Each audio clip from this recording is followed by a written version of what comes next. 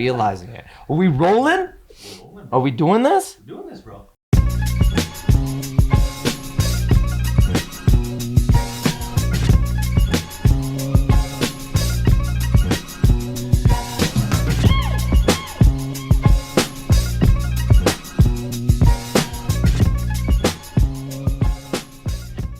All right, you ready, boys? Let's have some fun, man. Bro. Let's kick it off. 3, 2, 1, blast off, baby. What's going on, everyone? You're on the Second Floor Podcast. It's your boy Kenny Buller here. We've got Cassius, we got Karam Sultan, and we got the one and only Navin from Brown Ballers.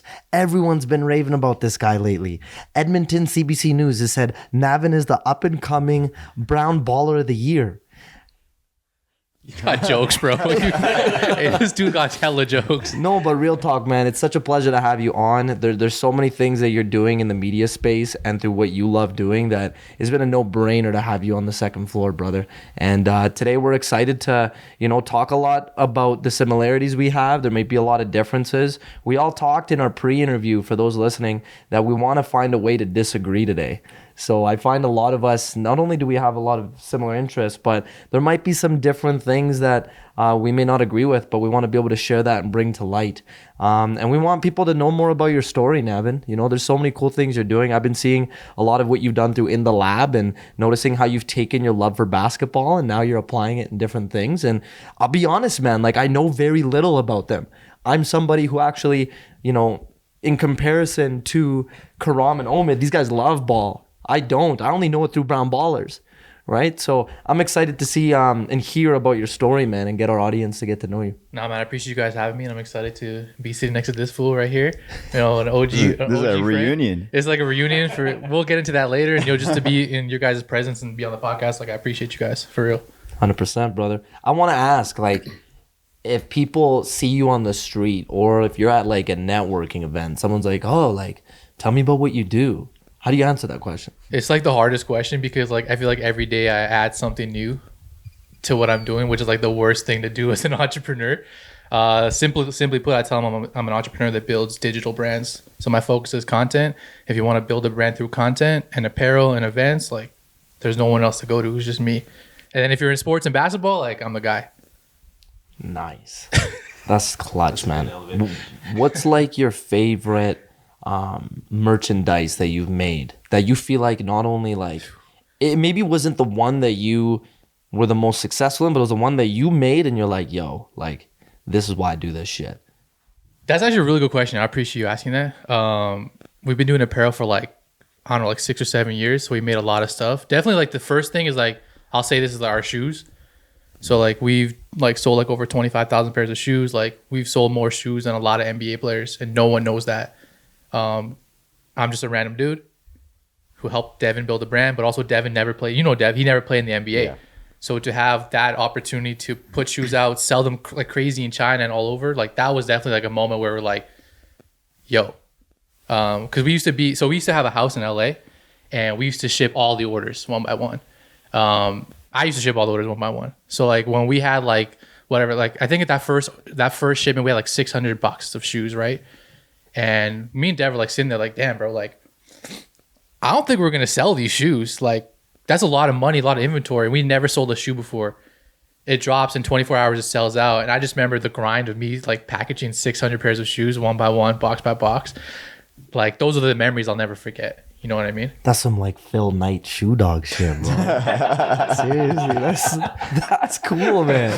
Were you inspired by Nike at all? Yeah, man. I remember when the book came out, I didn't read it, but then people told me, yo, you need to read this book. So I finally read, I think during COVID, and I was damn, the way they started with track and field, it felt very similar to our story in terms of we're starting with basketball. That's all we know and love. And we're doing shoes, we're doing clothing, we're doing all this stuff. And it's crazy to see where he took that, track and field brand to getting Jordan and getting all these people and being multi-billions, nuts, bro. Crazy. See, this is what's cool about you, man, because you find a way to not only monetize these beautiful ideas you have, but you go beyond the single order by order. I'm struggling with this right now with our t-shirts that we sell as we're branding KB. I swear to God, man, every time I manage to never, for lack of a better term, take it to the next level. I always tell myself, we'll sell 100 shirts, we'll go pre-order, We'll get people's sizes. We'll sell it at the event. And I guarantee you every time, bro, we sell out and so many people are like, well, I want a Where's the shirt. rest? Where can I get it? Yeah. And I'm living in 2023 and I'm acting like it's 1883, man. Like, it's like, oh, you can't get it online. You gotta get your pre-order, right? So like, do you have any suggestions, man? Like any like online website? Like I've delved into Shopify a little bit, but like what's like the go-to? Like, yo, you got a sick idea. You want to put out merch. Here's how to do it online and have people order as many as you like to make life easier. So there's a lot of ways to do this. Gotta take notes, bro. Legit. So first of all, you have to be on Shopify. Don't use any other platform. Squarespace. Don't use anything else if you're doing e-commerce. Shopify only. If you want to do it within Canada, it's trickier. In the States, there's like way more options. But because you're in Canada, I'll tell you what's in Canada. First, you do your route. You can go make your shirts locally. There's a bunch of suppliers, printers to do it. The second one is you buy your own printer, which is not a lot. Maybe it's like $1,000. You can buy a DTG printer. You can buy a screen printer. You can do it in your garage. You can have Crom and the boys pull up in the back there and like print T-shirts on demand for people. We're gonna turn this studio into a sweatshop. Yeah, straight up. Like a lot of people start that way. And the third, which is like the tip, is like you can use something called Printful. So I don't know if you guys know what Printful is. Mm-mm. So this is like a gem right here. This might need to be edited out later. No, I'm just kidding. This is a gem though. It's a secret. If you want to start a brand, I tell anyone who's starting a brand, if you don't know your audience, you don't know what you're doing, you don't have a warehouse, all that stuff, go on Shopify. You go to apps, you add Printful. Printful is a print on demand. So they have like factory warehouses all over the world, and they have a bunch in Canada. So no matter where people order from in Canada, they'll print one by one for you and ship it out to your customer. High quality. They'll do neck labels. They'll do anything you want. They'll charge you, let's say $12. You charge whatever you want your customer. You make your profit and you move on. Man, you don't need this like CGI AI shit. You just need Navin. I can ask this guy anything. I got that in like 15 seconds, bro. That's clutch. No, thank you, man. I want to try that. I got a lot of apparel experience, man. That's like one thing I definitely got a lot of. I don't know. What do you think about this, Cassius? Like, I think if you're anybody, a podcaster, a rapper, right, an athlete, you should be doing this. You should be branding yourself and having merch attached to it. What do you think? Agree or disagree, bro? No, I absolutely agree, man. I think being in the media space for the last decade has taught me a lot about just branding in general. And I think merchandise is one route, but I think that now it's evolved into so many different realms. So there's merch, there's media, there's social media, and I think the best entry is promoting yourself on all fronts if you can. So using any resources that you have to your disposal. Like Navin said, there are websites that will handle everything on the back end for you, right? You don't have to have the printer or whatever the case. I think one thing that is the most essential thing for any artist or creative is being scrappy, especially at the beginning. Like one way, shape or form, you got to execute. You got to execute your branding, you got to execute your marketing, you got to execute social media. And then when you get to a certain point where you build some buzz or whatever the case may be, have a team of some sort, then you start to get into, delegating and start to scale and figure out, okay, like what's the menial thing that I'm doing every single day that I can get off my plate? Is it editing? Is it social media posting? Is it merch? I don't want to handle this. I want to have someone else to handle this. And then you start to, be able to get past that and to bigger things. I'll just add to that real quick because what he said is true. Is like, the reason so many people fail is like they don't know how to execute. Mm-hmm. And the other reason they fail is like I always say is like procrastination is the killer of all men and women, right? Same thing. It's just like so many people procrastinate, then they get lost in their goals. Like, oh, how do I make a t-shirt? Okay, it's like 30 steps. But really it's just like 2 things they got to do, but they're adding all these things to it. I don't have money. I don't have this. I can't make a website. I don't know what blank to use. I don't know where to print it. Who's making it?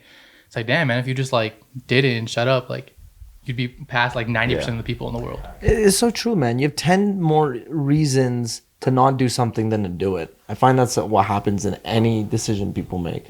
What do you think, Karam?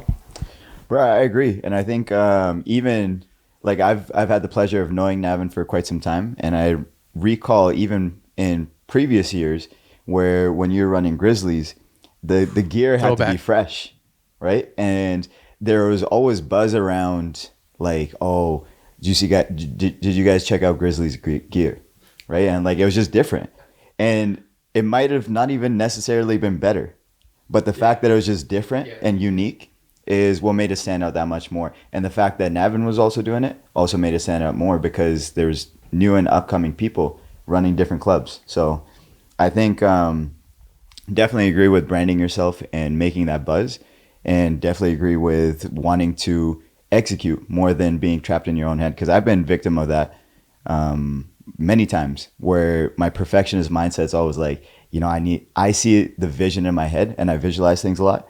And when I see it a certain way in my head and it doesn't happen the way that I want it to in real life, then I don't feel like executing it the same way. But now I think over the years, just kind of like trying, failing, going through that process enough times, you're able to let go of those feelings a little bit more and be okay with more execution, because the executing is what leads to that success. Well, another thing too, and I'll add to this, and I've always talked about this, is like a lot of us, when we're, especially creatives, will create something and we'll think it's the best shit ever, right? The first song that I made, I'm like, this shit should go viral, right? And then it doesn't, right? My shirt everyone should love this. My podcast, everyone should love this. And then you're like excited to launch this thing, and then it doesn't get the hype that you anticipated, or you don't blow up, or whatever the case may be. And then that high or that honeymoon phase starts to fade. 1, 2, 3 months in, now it's actually work. Now it's actually you got to continue to do this. And I think that's where people also fail, is like they'll get this buzz. It's exciting to start this new venture. And then all of a sudden, 3 months in, you're getting 5 likes a post. And it's not. It's like they're out of the honeymoon phase, right? Like they honeymoon it. That's right. Yeah. You threw me off, bro. That's crazy, right? Wait, what you're saying is like it's accurate though. I don't know if you want to finish your thought or it's just, at the end of the day, it's just like people fall off after that honeymoon phase, right? It's like, wait, I'm not done yet. My bad. The hardest thing about being an entrepreneur, there's many hard things, right? But it's like you just said, it's like when you aren't seeing success and you think you're the shit and you're like that person who should pop off and you don't. Like, how do you get over that hump and how do you keep pushing? Because like you said, that's where a lot of people stop and they go back to their 9 to 5. That's like that's what makes an entrepreneur, is like, how do you push through those obstacles and hurdles? Yeah, you can't just try once, man. People try once. They think, okay, I'm going to do this one time, and then they lose and they get so fed up over losing that they never want to try again. But I also think like having that feeling of wanting to just have it that way and you think you're the shit, that itself is a huge feeling, because many guys won't even put their heart and soul into something. So if you're able to put your heart and soul in something and believe that it should go viral, eventually over time, that's the right feeling that you need to have. But the repetitions of doing that process over and over again, refining it, is what makes this success actually happen. But if you end up feeling that feeling at the start, like you think your song's a shit, you think your video is going to go viral, all of that is like ingredients needed, right? And then, like you were saying, it just stops way too early. You need the confidence. This was cool about thinking your song is the shit though, and then later on realizing it's not. That to me is growth. Mm-hmm. That's like, okay, at that time I thought this was the best song ever. Months later, it's like, you know what? It was good then, but I got something better for y'all now. Like, I'm cooking new spices, right? Like that's how you gotta look at it. Navin's loving the taglines. I do want to mention another really brilliant marketing strategy that's coming into 2023. And this is something that a lot of people aren't gonna expect. I feel like Gary Vee saying this shit, but trust me when I say this, it's working. Stickers. Bro, Wait, hold on. No, trust me. Let me back this up with some actual empirical evidence, right? So you got a brand, right? You get a couple stickers, right? You get some small stickers, you get some big stickers. Where are you going to put your big sticker? Maybe I might put it on my car, right? I shit you not, man. The jiu-jitsu community is doing this, and every loyal student puts this like this emblem of their brand that they're rocking that's affiliated with their jiu-jitsu school. They slap it on their vehicle. I've had clients, bro, that have like went up to me and said, I saw your jiu-jitsu gym's logo. I saw it while I was in Fort Sask. It made me think about your dojo. I'm thinking about bringing my kids over. That's the power of the sticker, man. That's legit. And nowadays, that's the power of the sticker. Yeah, you got to see other things that are trending. Because here's another thing, I shit you not. If Yeti water bottles were not trending and not every single person had them, that's a big thing lately. People are bringing their Yeti water bottles, H2O, more water, right? People are slapping stickers on that shit. So get the small stickers too. Don't cheap out. Don't just get the big one, right? Get the small ones, right? And then you slap the small stickers. And if you guys saw my water bottle right now, you'd know who's sponsoring me. You would know because I'm slapping all the stickers on that shit, right? This guy's a walking advertisement. This guy's a fucking... I can't imagine his gym bag and everything. Yeah. It's just, Yo, every time I go to my friends, I'll tell them to go to a business. And I'll be like, I'll send you the coupon code. He'll say, use Kenny10 for 10% off. You save it tax. That's a no problem.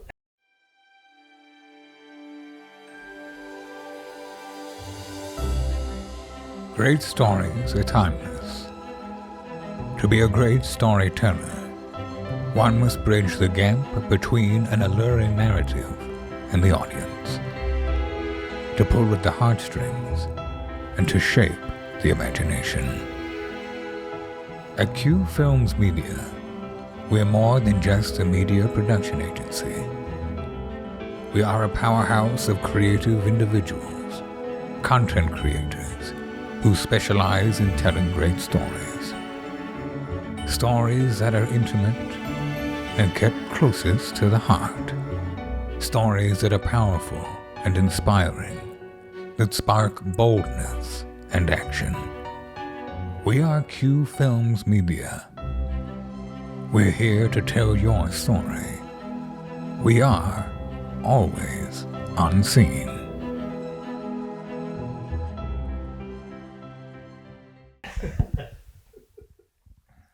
Any comments? You guys agree with the stickers? You Bro, guys disagree? Like, I mean, I think this might be the first part we'd cut out. no, I don't like this. You know, Omid and Krom lately, yo, Navin, you know what these guys are doing, that was bro? crazy. These guys are cutting us off, man, saying 20, 30-minute podcasts lately because I don't know if it's whether or not. Yeah, bro. This guy, Omid, I literally, even in the video, I'm like, bro, I say motherfucker a lot. My mom's watching this shit. Cut that shit out, right? And I watched the edited version, and he's just dying laughing. He's like, yeah, bro, no, don't worry. We'll cut it out. It's not cut you just out. left it? Yo, that's hilarious. Yo, man, I don't know. Do you edit your stuff? Like, how methodical are you in editing your stuff, Navin? Like, and how much time do you In spend terms of doing like that? swears and stuff? Oh, I guess just in general. Like, if you're like, yo, I did a whole episode, I'm going to chop this up. Trim the fat. nah. So I don't edit anymore. Obviously now we have people and stuff, but like even when they edit or if there's a clip, I'll give like a time. Like, yo, here's this IG reel. You have like 30. You only spend an hour on it. Only spend 30 minutes. Because like even for me, it's like the perfection thing, Yeah. right? It's just like, yo, like how much can you perfect a goddamn podcast? Like you don't even know like if people are gonna watch the first 2 minutes, the first 30, or just see your thumbnail and get out of there. Mm-hmm. So it's like the more time you spend perfecting it, even with our episodes for the show we're doing, it's like we're grinding it, but it's like at some point it's like you gotta leave it. You forget this, like move on, like because you have to get it out there at the end of the day. When you think too hard on it, right? I've Yeah. been doing a lot of market research lately. And that's a little inside joke with Navin because I kept saying that the other day.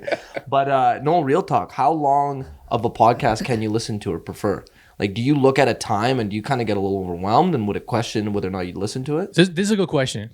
I'll listen to a long podcast if it's someone I really fuck with. You can leave that in there. The Nelk boys, like guys I'm like who are like leading the culture, and then they bring on Elon or they bring on this dope guys. I'm gonna sit there and listen because their takes are like legit. On the flip side, if I don't care about you, which is like 99% of the people, like even the people don't care about me and my stuff, right? It's gotta be less than 10 minutes, bro. It has to be because like if you look at the watch time, like there's no way they're watching the episodes all the way through. Spotify is different though. I'm talking about video right now, right? Okay. Spotify is different because I think audio is easy to consume, but to visually see like a pod, like if you go look at some of the top creators that I know in their podcasts, like people are dropping off like around 15 minutes, and the episode's 60, right? So that's why I say like when you put a podcast out, put the whole clip out, put the whole video, the first hour out, and then the next 10 you're putting out are 5 to 10 minute clips of it because that's what people are gonna watch.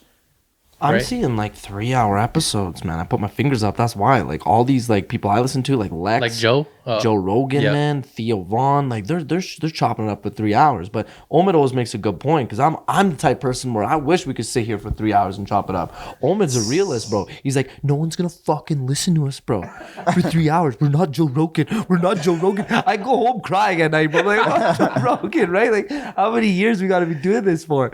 But like, no, it's really cool to get your perspective on that. So like what he's saying is true though, right? Because like it's like no disrespect, but like if we all sit here for 3 hours, like my mom might listen, like your parents might listen, but who the fuck is really gonna listen for 3 hours? Unless we're all like rock stars in our own mind and all like driving, like, you know, just killing the game. Yeah. And then Edmonton and people have a reason. That's why, like, for this is like, how many clips can we get? I think like Sean, like Kanungo, how many clips are we gonna get out of this podcast?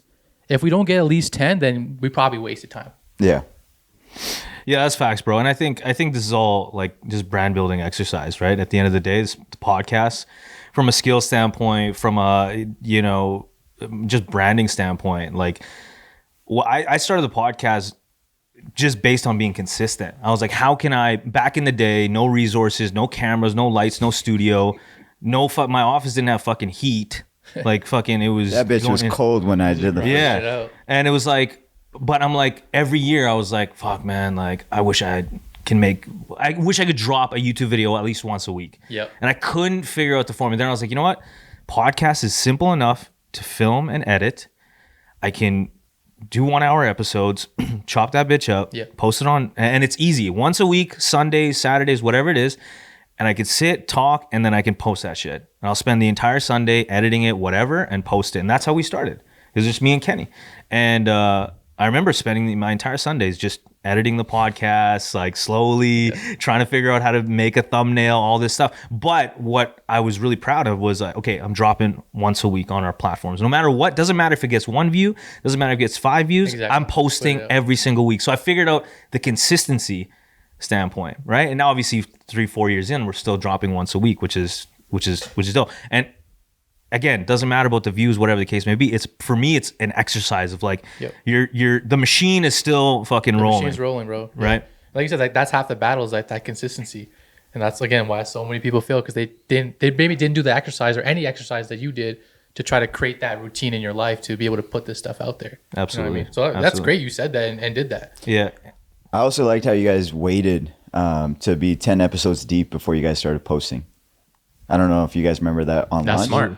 Because I think I saw a stat recently that was talking about how most don't even get to 10 when they start up. So the fact that you guys actually got to 10 first and then you had that jump start, kept it rolling, it kind of made it easier, I think, too, to keep that consistency. Well, the thing was like when we started, it was like, I didn't know Kenny like this. Like we weren't homies. We were just like guys, oh, I knew you from uni, whatever. We had mutual friends.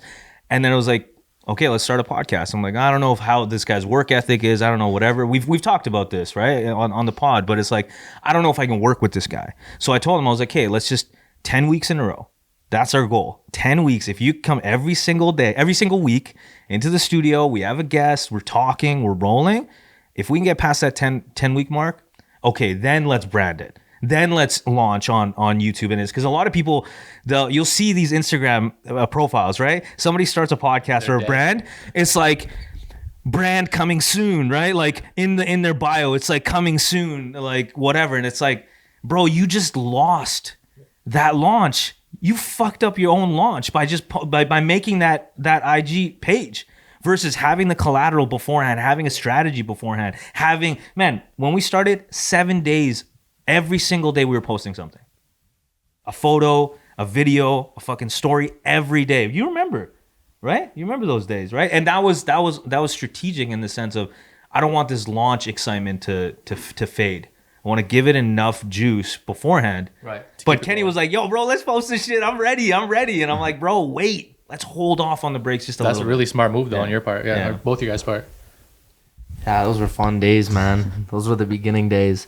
I'm about to yawn. I'm getting bored. I'll probably get back to the whole content thing. Just to give you guys some context, this is so funny, right? This is how the disagreement aspect came about. Is we all had our pre-call, right? And Nav was not just brown balling, he was brown timing hard, right? Like we were just like wondering when he was gonna come on the call, right? So us three were just like, okay, what should we make this podcast about? And Karam is so funny, right? He's like, yo, I got a great idea about what our content episode should be about. I was like, yo, fuck, I'm so excited, right? I'm like, yo, I love Karam's ideas. 99% of the time I love Karam's ideas. This was the 1%, man. This was the 1%. He's like, yo, we should make a content episode about content. And we should talk about content, making content. talking about content. It was like that exhibit meme, bro. And I was like, no. And he looks at my face. I was like, bro, I'll be honest with you. I don't like that idea, man. That's crazy. He's like, great. He's like, the one time I give my opinion, right? So then, like you know, Nav comes in, right? We're like, whoa, we're like, oh, Nav, right? So then we get right into it. We asked Nav, like, yo, what do you think we should talk about? And this is where you ever think like you're like you just bringing someone's idea down, like it makes sense, it's perfect, but then it works against you. So this is where I was like, yo, Nav, like, tell me, bro, what do you think we should talk about? I don't know if you noticed this, bro. I remember now. Now that you're telling me the story, I get it. Yeah. Because like it was so obvious on mine and Karam's face. Nav goes, yo, bro, I got a great idea, man. We should talk about content. And like we're here all doing content. We should be talking about content. Like I never felt like I was in an inception of a free call on Zoom. Like it was ridiculous, right? And then Karam just starts cracking up. I just stay quiet, right? I was like, yo, okay, 2 against 4. So I'm glad you guys got to talk about it. No, it's funny because I've spent a lot of time with Navin, so I kind of understand Navin's mindset and how he kind of moves. And first of all, I didn't say that shit like that. First of all, at the start, he's like, that's how Kenny envisioned it or saw it. This guy's like, Crumb, I want your opinion, right? I was like, bro, I think we should talk about why we're doing the things that we're doing and how it revolves around content. This guy has made me look like a fuddu out of nowhere. So much lube masala, bro. You gotta be careful. So the reason why I wanted to talk about it is because, like you were talking about earlier, AI and all this shit. Eventually, that a lot of things are going to be taken care of. Creativity is going to be empowered. So where's that like lie on? Content, being creative. And content is just how we're expressing ourselves, but it's just creativity, and how we're putting it out is content. I think that was a great topic because we also get to express. I would say that we're all expressing our personalities through our content as well. Whereas Kenny he's like, bro, we should talk about our life, bro. We should talk about our girls. We should talk about all that shit. It's like therapy, you know? Right? It's like live therapy. That's how I look at it. I want to ask you guys something though, right? I want to ask, and then hold that thought, brother, please, right? Omid and I are sharing a mic, so there's been a few awkward, like, oh, yo, like, to talk, right? Get you guys 4 mics. Yeah. We've ordered a couple of things lately, so we're just waiting for that 4th mic. But yo, I want to ask, right? Like Omid and I kind of shared our strategy of like how to kind of start building content on our end. What would be your guys' like go-to tips to provide other people where, yeah, like, don't get me wrong. Of course, creating content's intimidating, right? Because everyone, back to our point, they want it so polished. They want it to be so perfect, and then it never even ends up happening in the first place, right? What would your guys' like, let's say, tips or strategies be for anyone who's getting in front of a camera? Because I'm going to say it right off the bat. This is a debatable topic. I think it's important that someone has enough confidence to talk to a stranger, like introduce themselves, look someone in the eye before they look at the camera lens, realizing that anyone can see this. So how would you guys go about telling someone to start so they can have enough confidence to do something like this one day? We can just feed off each other because it might be similar stuff. But my first thing is just like, because I'm doing this with like a client right now, is if you think about 52 weeks in a year, that means you only have to make 52 pieces of content out of 365 days in a year. That's like the bare bones minimum, right? If you tell them 52 and they think, oh, that's 365, that's way less than, what I'm thinking. That's like the first thing, is like making them understand and realize that you can do this. Like anyone can make 52 pieces of content. And then when you tell them the content can be split between stories, posts, videos, like it doesn't have to be all long form podcasts. I feel like that's an easy way to get someone who doesn't know anything about creating content, and they see people like us doing it and like are in fear, if that makes sense, right? They're like, I don't know how to compete with these guys or like just be in that same realm. It's like, it's actually like super simple. I have other stuff, but we can pass it back and forth if you want. Go ahead. Oh, okay. Go ahead. So like the other thing is just like, I liked what you just said, right? Like you need to have confidence, and you need to have this ability to speak to people. And I think like what I've done with people in the past is like, so if we have people that are camera shy, we do this. Like we do a round table where we just shoot the shit. And we just talk about it and stuff. And like we've done in the past where we've actually like filmed it where like they don't know. So there was like one time we did where there was an overhead camera, like they didn't know about it. We filmed it. We've done it before where like someone just kind of sitting there, but they're filming on their iPhone. And then we just show them like, yo, like, look how you sound and look on camera. Like you're actually fire. And it's like you just like get them that confidence. I think people just aren't confident, man. Like, bro, it's like I feel like it's not. I feel like I'm talking a lot right now. It's not hard talking to people. I think you just have to be comfortable in your skin and yourself. That you have good. Everyone has good things to say. You have your own experiences, your own opinions, but that's where people get scared too. Is like my opinion on something. Like I might be scared to tell you my opinion because I'm like scared of the backlash, or like if I say one thing wrong and then someone on camera is like, oh, I think he might be like, I'm not gonna say the word right now, but he may have a problem with these people or something. It's like shit. That's why people don't make content. Yeah, I agree. I think even back in the day when we were recording a lot of content together, there was like a fear factor because back then there's way less people doing it in comparison to now. Yeah. Me and Navin were on Fox Drive stairs with a fucking tripod, that was lit. drones and shit. And this is like 2016, 2017, right? Content wasn't really a thing back in the day. So I think what was even for us, like doing it with somebody that you feel confident with and can be yourself around. For example, even this. The reason why I insisted this was because I felt comfortable around you guys and it allowed me to be myself to create that content. And just like you're talking about that round table and having cameras that aren't even visible, they're allowed to be themselves freely and then they can see their potential. So I think just doing it together, it was a fun way to not have to do the tripod and a camera alone, you know? And we got some reps in together. So I would say finding a partner makes it a little bit easier. It takes two to tango. We never had to do it alone. Cash, just you and me, bro, till the end, bro. That's actually really good though, because that makes sense. Because you build your confidence up. Yeah. You get those reps in with your best friend or your homie, and then at some point you kind of realize, oh, I can do this on my own, or I can create my own thing because like we've created our chemistry and I'm confident now. I agree, bro. And I think another thing too is like you got to get your reps in. That's what it is, right?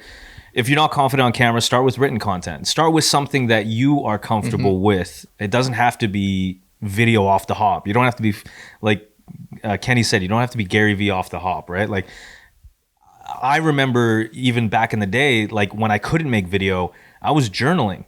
I was writing blogs before blogs were even a thing, bro. On a basic fucking Squarespace website, like way back, like even before like Squarespace and all that. So it's like, if you want to express yourself, figure out a medium that works for you. It does not have to be video off the hop. Of course, now with the landscape it is, of course, video is the way to go. But I think start off with something that you're comfortable with. And as you start to build that confidence, as you start to build the skill sets of talking. I remember when we started the podcast, I wasn't even talking. I wasn't. Like first year, bro. Like Kenny was like, man, you don't even talk when we bring guests on. I'm the one talking the entire time. And it got me out of my comfort zone. Because like, oh shit, I actually have to say something as a host.